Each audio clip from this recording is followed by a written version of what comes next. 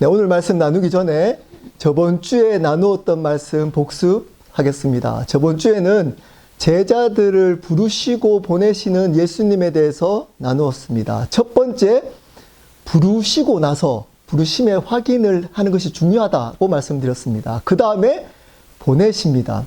보내심을 위해서 하나님이 우리를 불러 주신 겁니다. 근데 우리가 보내심을 받아서 하나님의 일을 대리할 때 세상 사람들은 우리를 거절할 가능성이 높습니다. 하지만 우리가 하나님의 대리자라는 자부심을 잃지 말라고 말씀드렸습니다. 그 자부심을 가지고 하나님의 일을 감당해야 한다라고 말씀을 드렸습니다. 오늘은 마가복음 강의 33번째로 침례 요한의 죽음에 대해서 나누도록 하겠습니다. 사실은 저번 주에 나누었던 말씀 다음으로 와야 될 구절은 우리 성경책 가지고 계신 분들은 30절 보도록 하겠습니다. 30절 제가 읽겠습니다. 사도들이 예수께 모여 자기들이 행한 것과 가르친 것을 낱낱이 고하니. 사실은 저번 주에 13절이 끝나고 나서 바로 30절이 와야지만 흐름상, 시간상 맞습니다. 근데 오늘 그 내용 사이에 침례 요한의 죽음에 대해서 나누고 있습니다. 마가는 자주 이러한 기법을 사용합니다. 샌드위치 기법이라고 말씀드렸습니다. 그 의도가 이 사이에 있는 내용을 강조하기 위함입니다. 그저 유명한 하나님의 사람이 죽었다라는 내용 이상의 내용이 여기에 담겨져 있습니다. 과연 이 침례 요한의 죽음을 통해서 우리에게 전하고자 하는, 강조하고자 하는 메시지가 무엇인지를 한 절씩 알아보도록 하겠습니다. 우리 마가복음 6장 14절부터 16절까지 말씀입니다. 제가 읽겠습니다. 이에 예수의 이름이 드러난지라. 헤롯 왕이 듣고 이르되 이는 침례 요한이 죽은 자 가운데서 살아났도다. 그러므로 이런 능력이 그 속에서 일어나느니라 하고, 어떤 이는 그가 엘리야라 하고, 또 어떤 이는 그가 선지자니 옛 선지자 중에 하나와 같다 하되, 헤롯은 듣고 이르되 내가 목벤 요한 그가 살아났다 하더라. 이에 라고 시작합니다. 앞에서 제자들이 전도 여행을 하는 것 때문에 예수님의 이름이 드러났다. 이 말의 원어적 의미는 유명해졌다는 겁니다. 전도 여행을 통해 예수님의 이름이 유명해졌습니다. 자, 근데 헤롯 왕이 이 예수님을 어떻게 얘기하나요? 침례 요한이 죽었다가 살아난 존재다 라고 이야기하고, 어떤 사람들은 엘리야, 어떤 사람들은 선지자라고 이야기를 한다는 겁니다. 자, 예수님의 이름이 지금 유명해졌습니다. 그 당시에 예수님이 사역했던 지역뿐만 아니라 넓게 이제 예수님의 이름이 유명해졌습니다. 근데 헤롯은 예수님이 누구이신지를 모릅니다.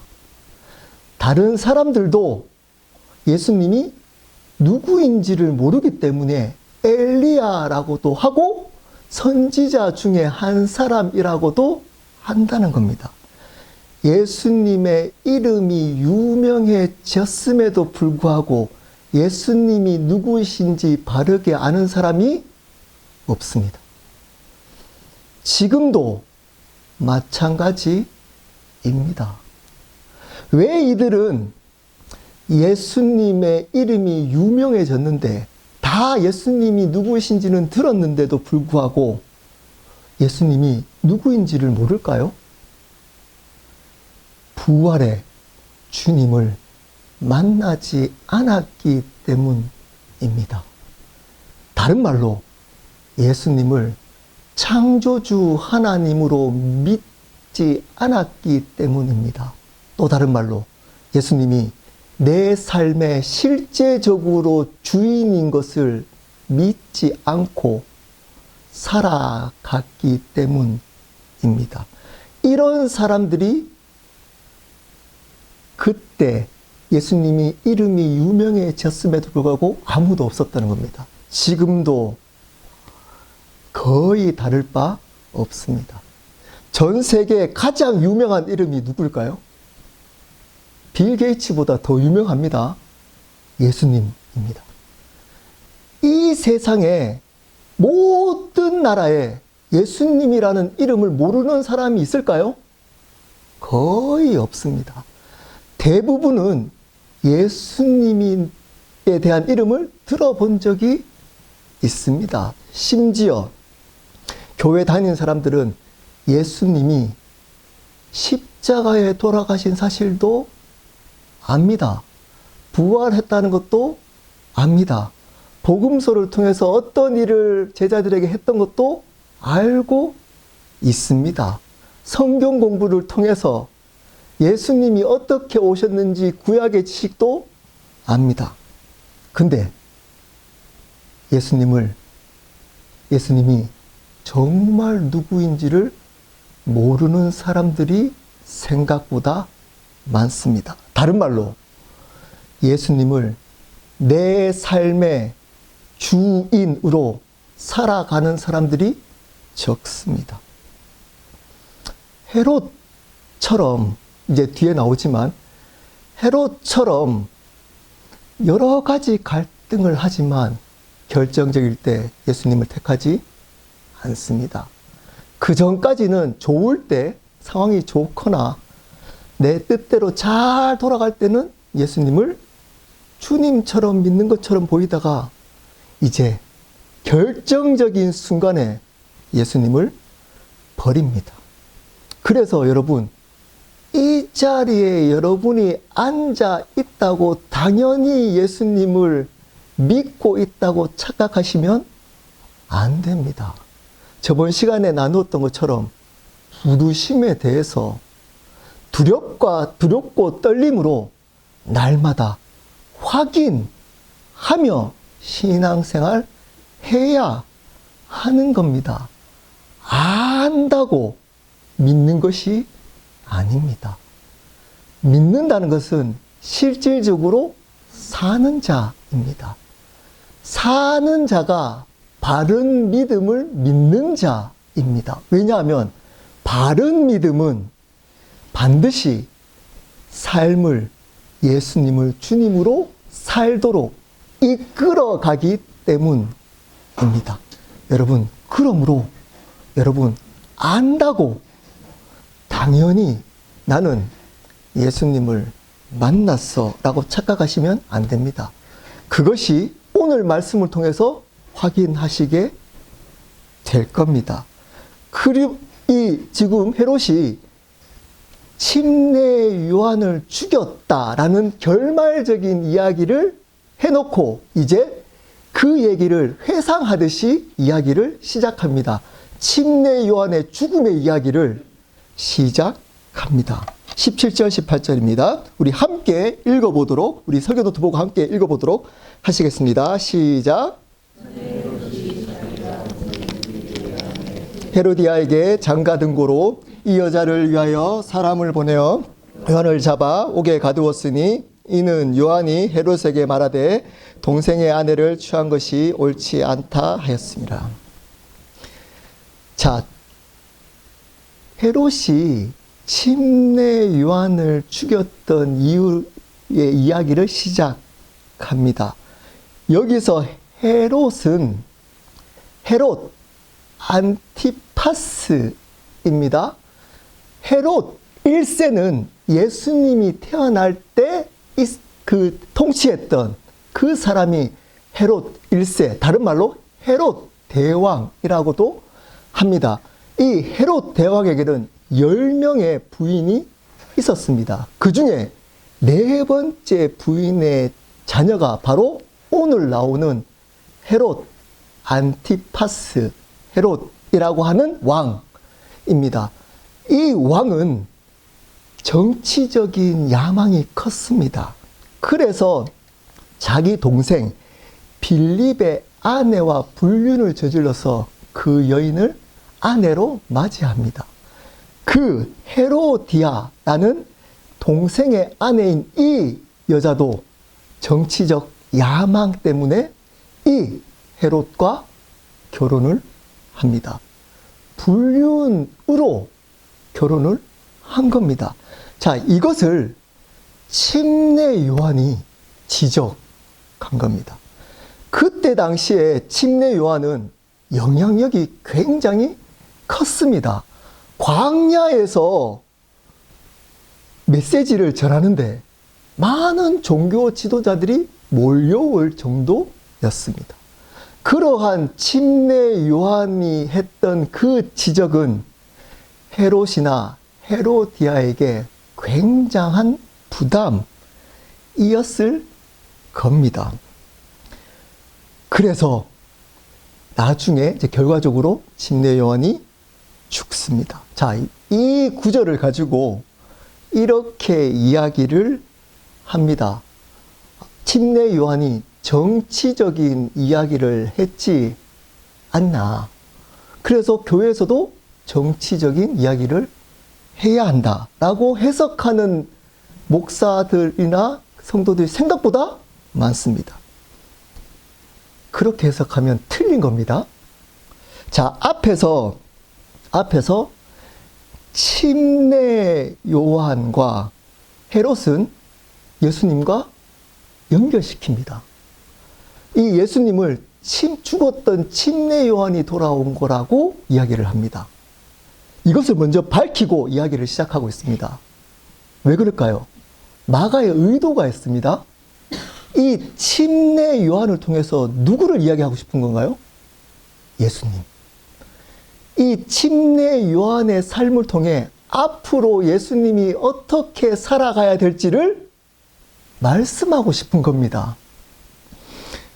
그래서 지금 침례 요한이 헤롯 왕의 죄를 지적했듯이 예수님도 모든 인류의 죄를 지적하고 해결해 주시기 위해서 오신 분이다 라는 것을 이야기를 하는 것이 이 구절의 본질입니다. 그러므로 교회에서 공식적으로 정치 이야기를 하는 것은 잘못된 겁니다. 교회는 세상의 정치 이야기하는 곳이 아니라 하나님의 통치 이야기를 하는 곳입니다. 이렇게 성경을 잘못 이해하는 분들이 정치 얘기하다가 교회에서 정치로 분열됩니다. 왜 그럴까요? 그 분열된다는 말 자체가 하나님의 통치가 그 교회에 있지 않다는 반증입니다. 복음에 대한, 말씀에 대한 이해가 바르지 않다는 반증인 겁니다. 만약 이것이 정치 이야기를 하는 침례 요한의 이야기를 포커스 했다면 여러분, 예수님도 지금 어떤 상태인가요? 로마의 유대인들이 식민지 상태입니다. 그럼 무슨 얘기를 해야 될까요? 로마에게 이 정치 얘기를 해야 되는 겁니다. 자유를 달라. 이 나라에 유대인들에게 이스라엘 백성의 자유를 달라. 이야기를 한 적이 있나요, 예수님이? 한 번도 없습니다. 한 번도 없습니다. 하나님의 나라의 복음의 이야기만 하다가 가셨습니다. 왜 그럴까요? 예수님은 세상의 정치에 관심이 있었던 게 아니고 하나님의 통치에 관심이 있었기 때문입니다. 이 나라에 오실 하나님, 이미 임하신 하나님의 나라, 앞으로 오실 하나님의 나라가 주된 관심이었기 때문입니다. 근데 교회에서 개인적으로 할 수는 있습니다. 친한 사람끼리. 교회에서 공식적으로 뭐 이 당, 저 당, 이 파, 저 파 이야기하는 것은 절대 성경적이지 않습니다. 지금 이 예수님이 어떤 삶을 죄를 다루시겠다는 겁니다. 죄의 문제를 다루시겠다는 것을 헤롯에게 침례 요한이 죄를 지적하는 모습을 통해 보여주고 예표하고 있습니다. 19절, 20절 말씀입니다. 제가 읽겠습니다. 헤로디아가 요한을 원수로 여겨 죽이고자 하였을 때 하지 못한 것은 헤롯이 요한을 의롭고 거룩한 사람으로 알고 두려워하여 보호하며 또 그의 말을 들을 때 크게 번민을 하면서도 달갑게 들음이러라. 자, 뒤에 이제 결말을 앞에 결말을 얘기했기 때문에 헤롯이 침례 요한을 살려줬나요? 죽였나요? 죽였습니다. 자, 근데 지금 헤롯이 어떻게 했나요? 요한이 의롭고 거룩한 사람이라는 것을 몰랐나요? 알았다. 그래서 어떻게 했다고요? 두려워했다. 그리고 또 어떻게 했나요? 요한을 보호하려고 했다. 또 어떻게 했나요? 그의 말을 귀담아 들었다. 헤로디아가 사실은 헤롯을 계속 푸시합니다. 죽이라고. 근데 헤롯은 알았습니다. 이 침례 요한이 의롭고 거룩한 하나님의 사람이라는 것을 알고 두려워도 하고 보호도 하고 그 침례 요한이 했던 말도 귀담아 들었습니다. 근데 죽입니다. 침례 요한이 누구 예표라고요? 예수님. 어떤 사람이 또 오버랩되나요? 빌라도도 예수님이 거룩한 사람인 걸 알았습니다. 죄가 없는 존재라는 것을 알았습니다. 그래서 6월절에 죄 있는 사람을 풀어줄 때 예수님을 풀어주려고 했습니다. 근데 사람들이 반대하는 것 때문에 예수님을 십자가에 돌아가도록 허용합니다. 이 두 사람은 알았어요. 오늘 이 헤롯은 알 뿐만 아니라 두려워도 했습니다. 침례 요한을 보호하려고도 했습니다. 침례 요한이 전했던 메시지도 귀담아 들었습니다. 근데 죽입니다. 여러분들은 어떤가요? 이 헤롯과 다른 삶을 사시나요? 예수님에 대한 예수님이 누구인지도 압니다. 예수님이 십자가에 돌아가셔서 구원자 되심도 압니다. 3일 만에 부활하셔서 주님이라는 것도 압니다. 절교에서 5년 동안 반복했기 때문에 창조주 하나님이라는 것도 압니다. 그래서 두려워도 합니다. 예수님 죄질 때 두려워도 합니다. 심지어 예수님의 이름이 사람들에게 무시당할 때 화도 내고 보도 합니다. 예수님의 말씀을, 성경 말씀을 귀담아 듣기도 합니다. 근데 결정적일 때 예수님을 버립니다. 예수님을 믿지 않습니다. 이렇지 않나요? 이렇지 않나요? 다 99번 예수님을 믿는 것 같이 행동합니다. 근데 마지막에 예수님을 죽여버립니다. 어떨 때? 뒤에 나옵니다.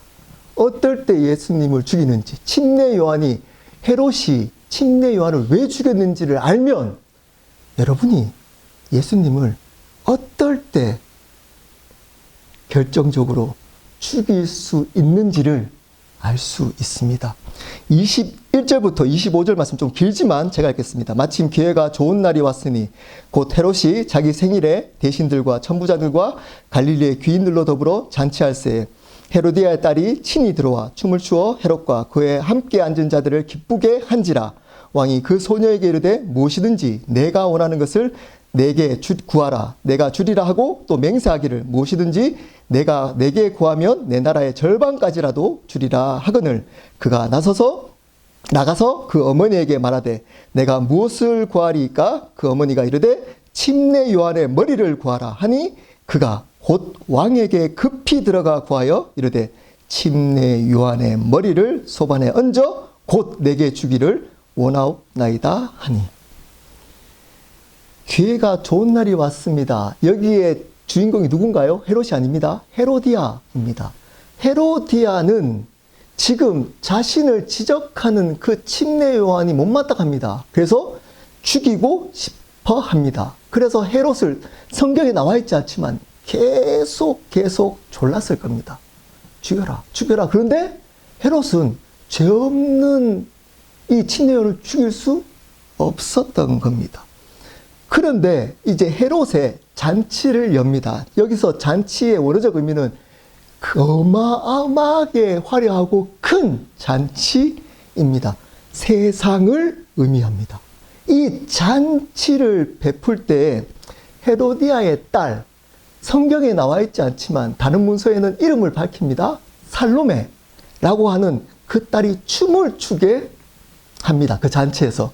여러분, 원래 무도가 있기 때문에 잔치에 딸을 춤을 추게 하지 않습니다. 친딸을. 이 말은, 이 의미는 의도가 있다는 겁니다. 그래서 춤을 추게 해서 사람들의 마음을 삽니다. 헤롯의 마음을 삽니다. 아마 술도 있었을 겁니다.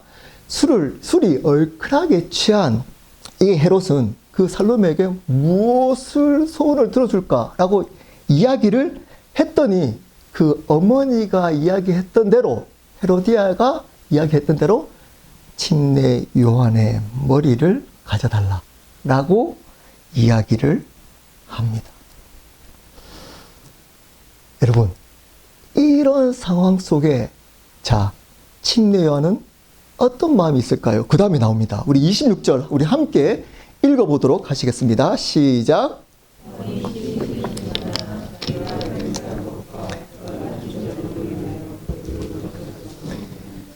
근심합니다. 여기서 자기가 맹세라고 하는 이 맹세는 원어적으로 복수형으로 쓰였습니다. 아마 이 헤롯이 술 먹으면 반복하잖아요. 반드시 들어줄 거야를 맹세를 한 번이 아니고 여러 번 했던 겁니다. 그래서 거기 앉아있는 사람들, 그 당시의 권력자들 앞에서 맹세를 여러 번 했던 겁니다. 그 사람들도 이 살로메에게 반해서 그 소원을 들어줬으면 하는 반응이 있었던 겁니다. 그래서 뭐 때문에 거절할 수 없었다고요? 자기가 맹세한 것과 앉은 자들로 인하여 자존심을 버리지 못합니다. 여러분, 생각보다 신앙을 버리는 가장 핵심이 뭔지 아십니까? 자존심입니다. 자존심. 이 자존심을 버리지 못합니다. 자기가 잘못했다는 것, 실수했다는 것을 인정하지 못합니다. 뭐 때문에? 자존심 때문에. 자존심 때문에 자기가 잘못했다. 맹세 잘못했어요. 하면 되잖아요. 이거 제가 술 먹고 좀 실수했습니다. 하면 되잖아요. 근데 그것을 하지 못합니다. 헤롯은.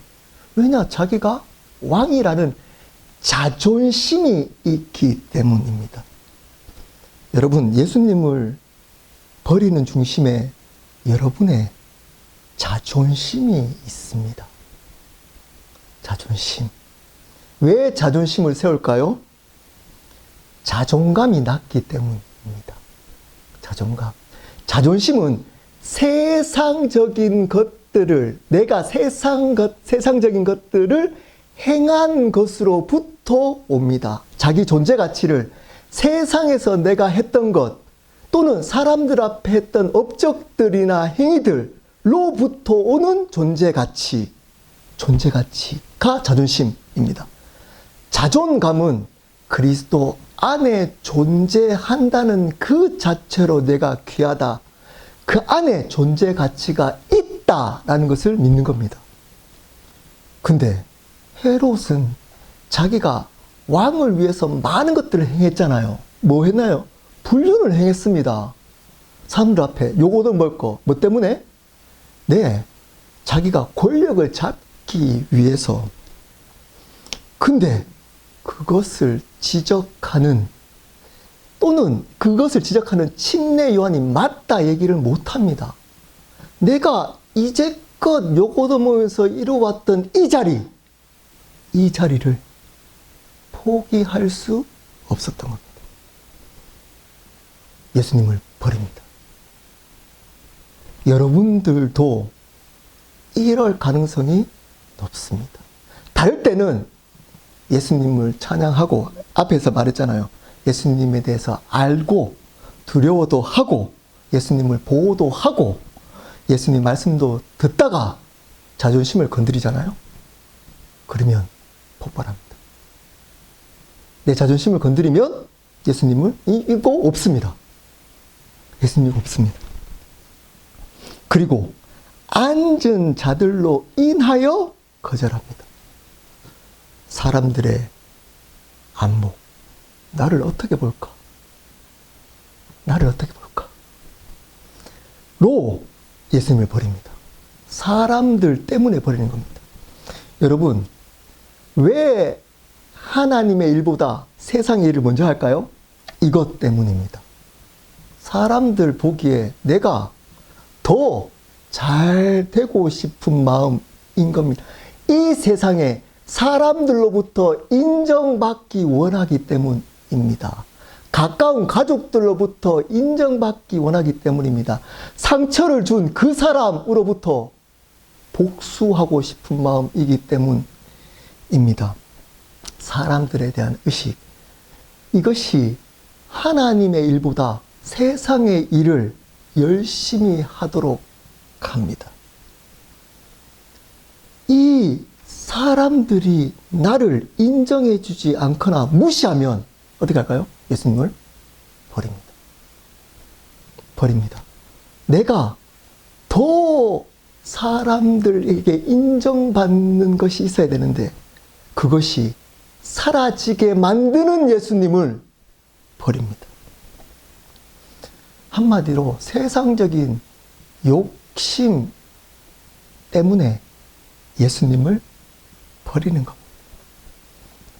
알기도 하고 예수님 말씀을 듣기도 하고 심지어 예수님 때문에 싸우기도 하고 분도 내고 예수님을 위해서 두려워도 하지만 자존심을 건드리고 사람들 앞에서 무시당하는 그 삶이 싫어서 세상적으로 인정받는 삶을 살고 싶어서 이렇게 돈 없이 매일 무시당하거나 못 배운 것들로 무시당하거나 가정의 문제들로 무시당하는 것이 싫어서 세상에 성공하려고 합니다. 그리고 예수님을 버립니다. 6장 27절 28절입니다. 제가 읽겠습니다. 왕이 곧 시위병 하나를 보내어 요한의 머리를 가져오라 명하니 그 사람이 나가 옥에서 요한을 목베어 그 머리를 소반에 얹어다가 소녀에게 주니 소녀가 이것을 그 어머니에게 주니라. 요 침례 요한은 마태복음에 보면 지금 존재하는 모든 사람들 중에 가장 신앙적으로 위대한 사람이라고 합니다. 근데 어떻게 죽나요? 목이 베어서 죽습니다. 비참하게 이해되지 않게 비참하게 죽어 버립니다. 침례 요한을 구약의 마지막 선지자라고 합니다. 예수님이 오실 길을 예비하는 마지막 가장 위대한 선지자인 침례 요한이 목이 잘려가지고 참수 당해서 비참하게 죽어버렸습니다. 이 침례 요한을 통해서 뭘 보여주고 있을까요? 이제 오실 가장 위대한 참 선지자 예수 그리스도가 어떻게 우리를 살릴지를 보여주고 있습니다. 예수님도 너희들이 이해하지 못하는 방법으로 죽게 될 거야. 비참하게. 왜냐? 앞에서 얘기했잖아요. 죄를 지적했기 때문에. 죄 때문에 내가 침례 요한처럼 비참하게 죽게 될 거야. 왜냐하면 이 죄의 문제가 해결되지 않으면 너희들은 영원히 지옥 가기 때문에. 예수님은 이 삶을, 이 예수 그리스도가 앞으로 어떻게 살아야 될지의 삶을 침례 요한의 모습을 통해 보여주고 있는 겁니다. 제자들에게 이야기를 하고 있는 겁니다. 어떻게? 너희들은 헤롯과 같은 삶을 살지 말고 침례 요한 같은 삶을 살아야 돼. 너희들은 이 세상에 화려하고 거대한 그 잔치를 하려고 하는 그 삶, 그것을 추구하는 삶을 살지 말고 죽는 삶을 살아야 돼. 뭐 때문에? 다른 사람의 죄, 다른 사람의 죄를 지적하고 그 죄가 무엇인지를 이야기하고 죽어가는 삶을 살아가야 해. 라고 말씀하고 있는 겁니다. 강조하고 있는 겁니다. 보내셔서 복음을 전했던 제자들에게 이것을 강조하고 있는 겁니다. 너희들은 나를 지금 왜 쫓아가는지 몰랐을까요? 알고 있어. 내가 로마의 왕이 될 거라는 기대감 때문에 나를 쫓고 있지. 그러면 안 돼. 이 헤롯이 부럽지. 거대한 잔치하고 이 세상의 성공을 위해서 살아가는 이 헤롯의 삶을 추구하려고 나를 따르지. 알아. 나를 따르고 있지. 많은 무리들이 나를 따르는 이유가 이 헤롯의 삶을 살기 위해서 나를 따르고 있어. 근데 그 삶은 틀렸어. 죄 때문에 십자가에 죽었던 것처럼, 침례 요한이 죄를 지적하고 죽었던 것처럼 나도 그렇게 죽게 될 거야. 왜냐하면 너희를 살리기 위한 거야. 너희들은 이 삶을 살아가야 돼. 고난의 삶, 좁은 길, 이 삶을 끝까지 살아가야 돼. 목이 잘리더라도. 목이 잘리더라도 그 삶 비참하지. 앞으로 너희들은 이런 삶으로 마무리하게 될 거야. 이 삶을 살게 될 거야. 근데 그게 복이야. 그게 복이야. 라는 것을 말씀해 주고 있는 겁니다. 우리에게도 동일합니다. 많은 입술로 그리스도인이라고 하는 사람들이 이 삶을 추구합니다. 왜 그럴까요? 많은 목회자들이 그 삶을 추구하고 있기 때문입니다. 크고 높아지는 헤롯의 삶. 많은 사람들은 그 헤롯 같은 목회자들을 박수칩니다. 위대한 목사, 존경하는 목사. 같이 잔치에 참여하고 잔치 같은 그것을 누리는 것을 은혜라고 속입니다. 그리고 목 잘려 살아가는 그 침례 요한 같은 사람들을 바보라고 합니다. 바보 아니야? 이 좋은 세상에 왜 저렇게 바보같이 살아가? 바보 아니야? 예수 믿는다면 어떻게 목 잘려서 죽을 수가 있어? 앞에서 예수님 배척당할 때, 야, 너희가 전하는 복음이 맞다면 어떻게 이런 삶을 살 수 있어? 라고 배척했듯이 그렇게 배척당할 거야. 그 삶, 근데 그 삶 사는 사람이 거의 없을 거야. 근데 너희들은 살아야 돼. 그 사람 살았으면 좋겠어. 라는 것을 이야기를 합니다. 그리고 한 구절을 덧붙입니다. 아무도 독자들이, 마가복음의 독자들이 관심을 안 가지는 한 구절, 요까지 설교하고 끝내는 한 구절을 붙입니다. 우리 29절 말씀 한 목소리 읽어보도록 하시겠습니다. 시작.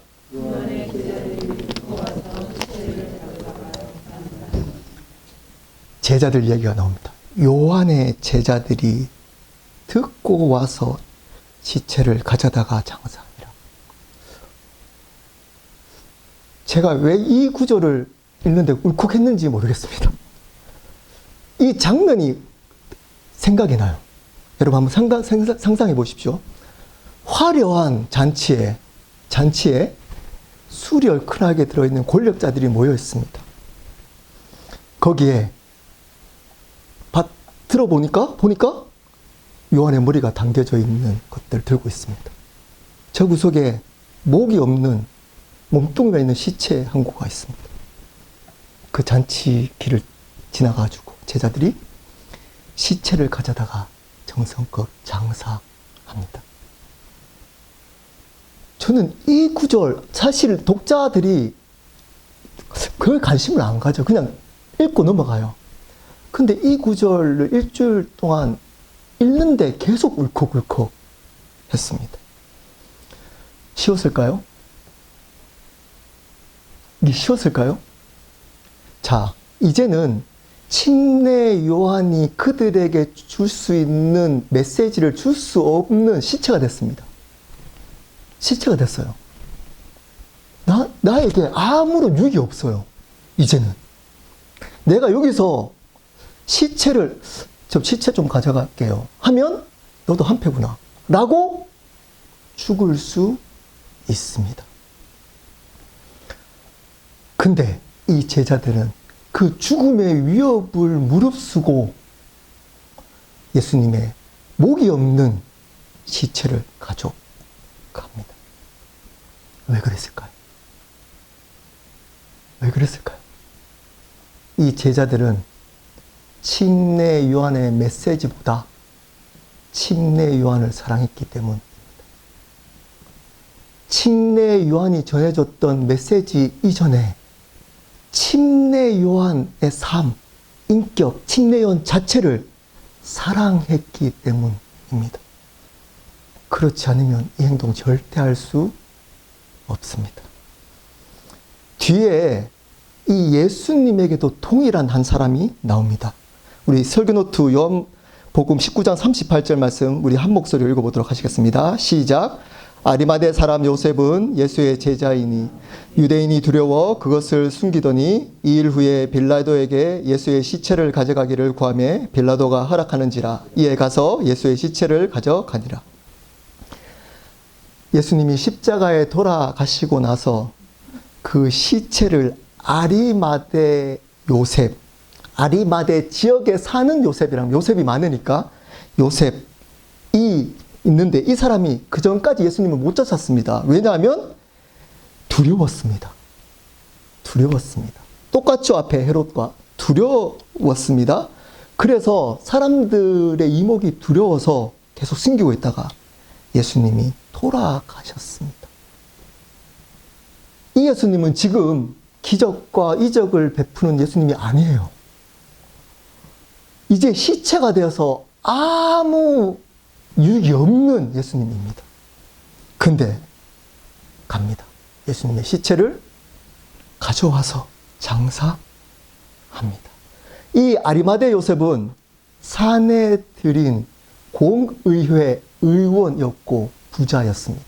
그 당시에 가장 높았던 직업, 성공했던 직업을 가졌던 이 아리마대 요셉은 이 한 행동으로 어쩌면 공회원, 공의회 회원 자격을 박탈될 수도 있습니다. 사람들에게 무시당할 수도 있습니다. 근데 결정적일 때 인정합니다. 예수님이 자신의 삶에 아무 기적과 이적을 베푸지 않는 시체일 때 제자임을 고백합니다. 왜 그랬을까요? 예수님을 사랑했기 때문입니다. 쫓아다녔던 그 예수님을 진심으로 사랑했기 때문입니다. 여러분, 우리에게는 두 가지 삶을 비교하고 있습니다. 여러분, 둘 중에 하나의 삶을 살 겁니다. 교회 다니신 분은. 회색지대는 없습니다. 한 삶은 헤롯입니다. 예수님 압니다. 성경 말씀도 압니다. 말씀의 자리도 잘 나옵니다. 예수님의 이름이 세상에서 무시당하면 화도 냅니다. 두려워도 합니다. 죄를 지으면 찔리기도 합니다. 근데 자기의 자존심이 걸려있던 부분들이나 세상적으로 자기가 인정받지 못할 그 상황 속에서는 예수님을 버립니다. 이 사람은 그리스도인이 아닙니다. 다른 말로 천국 가지 못합니다. 이 얘기를 가르쳐주고 있는 겁니다. 진짜 그리스도인이 뭐냐? 바로 이 요한의 제자들 같은 사람들인 겁니다. 아리마대 요셉 같은 사람들인 겁니다. 예수님이 나에게 아무 은혜를 끼치지 않을 그때에도 그분을 위해 자기의 것을 내려놓습니다. 이분이 나에게 기도 열심히 했는데 병을 안 낫게 해줘요. 이 문제 상처 하나님 상처 낫게 해주세요 했는데 상처 그대로 있어요. 하나님 이 문제 해결해 주세요. 돈 문제. 근데 여전히 돈이 힘들어요. 관계 문제, 상황의 문제 여전히 어려워요. 그래도 그분을 위해 내 것을 내려놓습니다. 왜 그럴까요? 그분이 자기의 삶에, 내 삶의 주인이시기 때문입니다. 그분을 사랑하기 때문입니다. 진심으로 그 예수님을 사랑하기 때문입니다. 그분이 주신 은혜, 그분이 주시는 역사, 그분이 주시는 여러 가지 기적을 사랑하는 거 아니고 그 예수님을 사랑하기 때문에 그분이 나에게 그 어떤 것도 주지 않더라도 어쩌면 오히려 여전히 반복되는 아픔을 여전히 주라도 심지어 목이 잘리는 그러한 상황 속에서도 내 것을 주님께 드리며 삶을 살아갑니다. 시간, 재정, 건강, 나의 모든 것들을 그분께 드리며 살아가는 자가 제자야. 그리스도인이야. 하나님의 나라, 내가 죄를 지적할 때 그것으로 죄를 회개하고 돌아오게 될 거야, 그 자들이. 그 자들이 누구냐? 바로 요한의 제자들과 같은 자들이 바로 하나님의 나라에 있을 거야. 그렇지 않고 헤롯과 같은 90%, 99% 종교인들은 천국 가지 못할 거야. 이 나라에 유혹을 받지 못할 거야. 여러분께 질문합니다. 여러분들은 지금 어떤 삶을 살고 계신가요? 헤롯의 삶인가요? 아니면 요한의 제자, 침례 요한 같은 삶을 살고 계신가요? 여러분이 지금 결단해야 합니다. 우리 함께 기도하도록 하시겠습니다.